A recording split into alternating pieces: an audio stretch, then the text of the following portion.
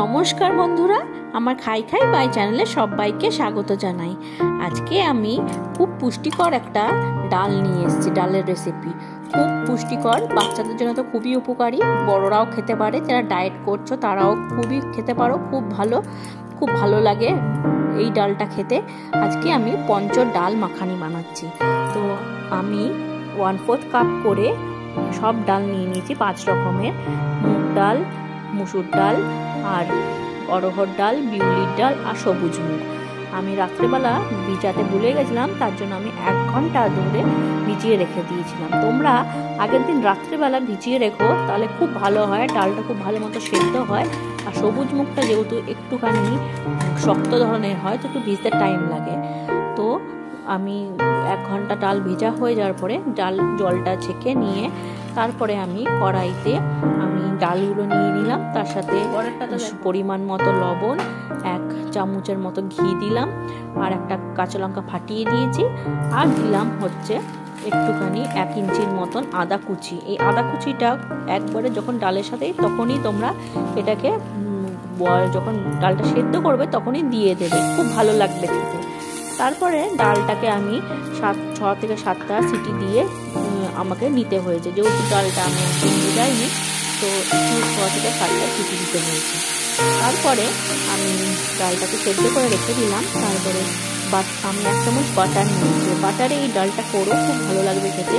যারা মনে করো একটু যে ডায়েট করবে, বা যাদের ডেয়ারি প্রোডাক্টস বা ফ্যাট জাতীয় জিনিস খাওয়া মানে অনেকেই আছে, তো তাদের জন্য বাটারটা অ্যাভয়েড করো।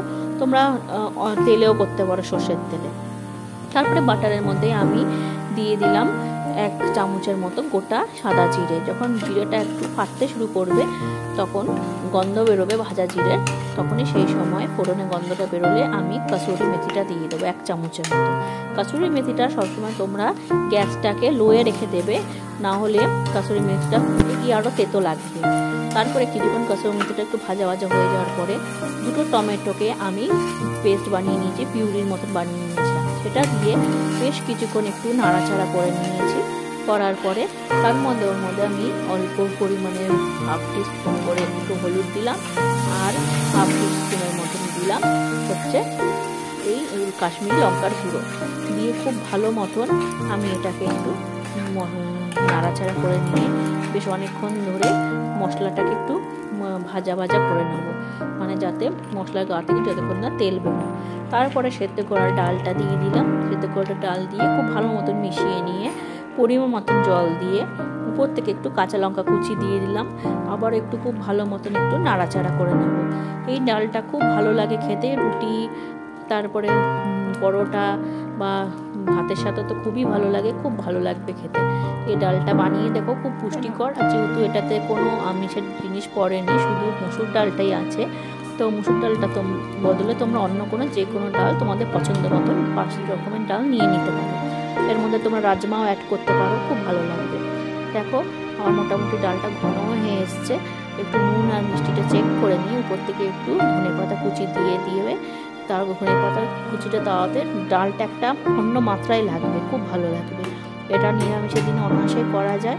দেখো ডালটা আমি একটু বেশ ভালো মতন ঘন করে নিয়েছি। এরপরে আমি এটা একটা বাটিতে নামিয়ে নিলাম। দেখো বাটিতে নামিয়ে নিয়েছি, আর উপর থেকে আমি একটু ফ্রেশ ক্রিম অ্যাড করলাম, যাতে একটু রেস্টুরেন্টের টাচ দেওয়ার জন্য। তোমাদের কাছে যদি ফ্রেশ ক্রিম না থাকে তো দিতে হবে না, তো স্কিপ করে যেও, কোনো অসুবিধা নেই।